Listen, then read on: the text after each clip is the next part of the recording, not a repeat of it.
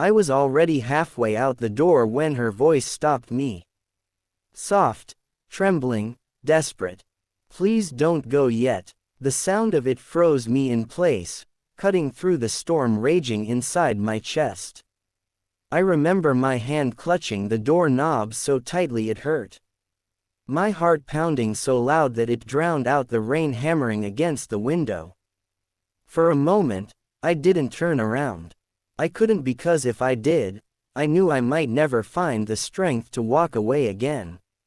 Movie camera. Before we continue, if you believe in kindness, forgiveness, and second chances, please take a moment to like, comment, share, and subscribe. Your support helps us share more stories that touch the heart and remind us that love in all its forms is still worth fighting for. It had been months since love had begun slipping quietly out of our lives like light fading from a dying candle. Amina and I had once been inseparable college sweethearts who believed that love could conquer anything. We built dreams together, small ones at first, an apartment with a leaky roof but a balcony big enough for morning coffee. 2 mismatched mugs that said his and hers. And a cat we named Leo because she said it sounded strong. But love, as I would later learn, isn't just built from shared laughter and late-night talks. It's also about how you hold on when the laughter fades, when silence becomes the loudest thing in the room. Lately, the silence between us had been unbearable. I'd watch her stare blankly at her phone, lost in thoughts I was no longer part of. I'd try to make conversation, but my words fell flat like broken glass on the floor. We fought over little things. Unwashed dishes, unpaid bills, or the way I sometimes forgot to notice her new haircut. But beneath all that anger, there was something deeper, something neither of us could name. Maybe it was exhaustion. Maybe it was heartbreak quietly maturing into distance. Or maybe it was both of us giving up too early. That night, I'd finally decided to leave. I packed my duffel bag with shaking hands. Every piece of clothing a reminder of a memory that once meant everything. She didn't try to stop me at first. She just sat on the couch hugging her knees, watching me as if I were a stranger breaking into her life rather than the man who used to hold her heart. I muttered something about needing space, about how we were better off apart. But the truth was, I was running away. I couldn't stand the way she looked at me anymore, like I was the ghost of someone she used to love. When I finally reached for the doorknob, that's when she spoke. "Please don't go yet." Her voice cracked like something fragile breaking open. And in that instant, everything inside me stopped moving. I turned slowly, and there she was, tears streaking down her cheeks, eyes red and pleading, holding something small in her trembling hands. It was a letter. "I was going to give this to you tomorrow," she whispered, standing up, her voice barely holding together, "but I think you should read it now." I hesitated. My chest felt heavy, like breathing itself had become a burden. She walked toward me, her bare feet making soft sounds against the floor, and handed me the letter. The paper was slightly wrinkled, like she'd been carrying it for days, waiting for the right moment. I opened it with shaking fingers. Her handwriting, small, neat, and painfully familiar, filled the page. She wrote about the night we first met, how I'd spilled coffee on her notebook and spent 2 hours helping her rewrite her notes just to make it up to her. She wrote about how she'd never told me that was the moment she knew she could love me forever. She wrote about the way we used to dance in the kitchen, even when there was no music. But somewhere halfway through, her words changed. They became uncertain, heavy with regret. She wrote about how she'd started to feel like she was losing me. How my silences began to scare her more than my words ever could. How she'd been trying, really trying, to fix things, but I never seemed to notice. By the time I reached the end, my vision blurred with tears.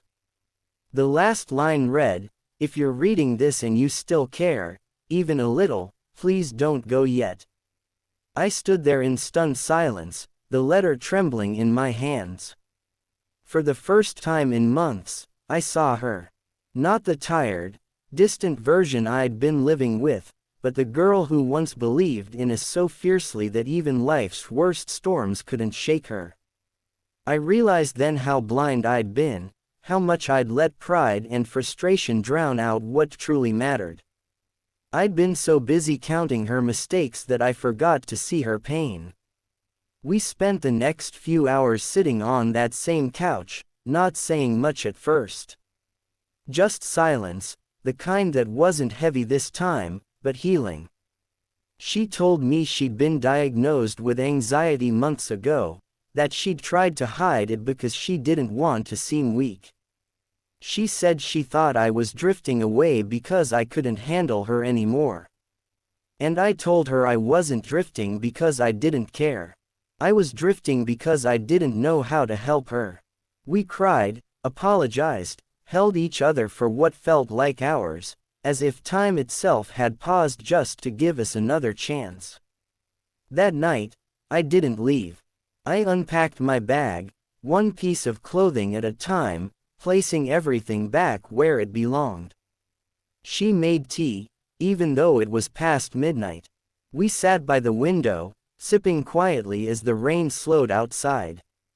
There was something peaceful about it, the kind of calm that follows after a storm when the world feels fresh again. For the first time in a long time, she smiled. Not a forced smile, but a real one. And in that moment, I realized that sometimes love doesn't die. It just waits for two broken people to remember why they started. Over the next few weeks, things didn't magically fix themselves. We still argued, still misunderstood each other sometimes, but there was a difference now. We tried. Every time things got hard, one of us would remember that night those words, "Please don't go yet." They became our anchor, our reminder that walking away isn't always the answer. Some days she'd leave small notes on my desk, simple ones like, "Thank you for staying," and I'd reply with my own, "Thank you for asking me to." Months passed and with time, laughter slowly returned to our home. I started cooking again and she started painting, something she'd given up long ago. I remember one Sunday morning, I walked into the living room to find her sitting by the balcony painting the sunrise. She turned to me and said softly, "You know, I used to dream about this. Not just the sunrise, but us surviving long enough to see it together." That sentence hit me harder than I expected. Because it wasn't just about survival, it was about choosing love over and over, even when it hurt. Years later, when people asked how we managed to stay together despite everything, I'd always smile and say, "Because one night, she told me not to go, and I listened." What I don't usually tell them is that it wasn't just her saving me that night. It was us saving each other. Looking back now, I realize that love isn't about grand gestures or perfect moments. It's about the small decisions, the ones you make quietly when no one's watching. The decision to stay when leaving seems easier. The decision to listen when silence feels safer. The decision to love someone not because they're perfect, but because you still see the good in them, even when everything else falls apart. There's one image that will forever stay in my mind. It was our 5th anniversary after that night. We revisited the same tiny apartment we used to live in, the one with the leaky roof and that small balcony. It was empty now, but when we stepped inside, it felt like time had folded back. She looked at me, her eyes glistening, and said, "You know, sometimes I still think about what would have happened if you had walked out that night." I smiled, pulling her close, and whispered, "Then I would have missed the best years of my life." And she laughed, the kind of laugh that fills the room with warmth. It was the sound of peace, of forgiveness, of love reborn. Life moved on, as it always does. We grew older, faced more storms, and lost things along the way. But we never lost that moment. Whenever things got hard, we'd remind each other, "Don't go yet." It became our silent promise, our way of saying, "We're still in this together." Years later, when I held her hand for the last time in the hospital room, her frail fingers brushed mine. Her lips moved slightly, and though her voice was faint, I heard her whisper the same words she once said long ago. "Please don't go yet." And even as my heart broke into 1,000 pieces, I smiled through the tears and whispered back, "I'm not going anywhere." She left a few days later, quietly, peacefully. The morning light streamed through the curtains, just like the day she first painted the sunrise. I sat by the window for hours holding that old letter she'd once given me. The one that changed everything. The ink had faded, but the words still burned bright in my heart. Because love, real love, never truly leaves. It lingers in the echoes of laughter, in the scent of old coffee mugs, in the quiet memories that whisper, "Please don't go yet." Movie camera. If this story touched your heart, please like, share, comment, and subscribe. Your support helps keep stories like this alive and reminds the world that love, forgiveness, and second chances are still worth believing in. Speech balloon. Before you go, tell us in the comments, have you ever been on the verge of walking away only to be stopped by love? And remember, sometimes all it takes to save everything is one small moment of courage to stay.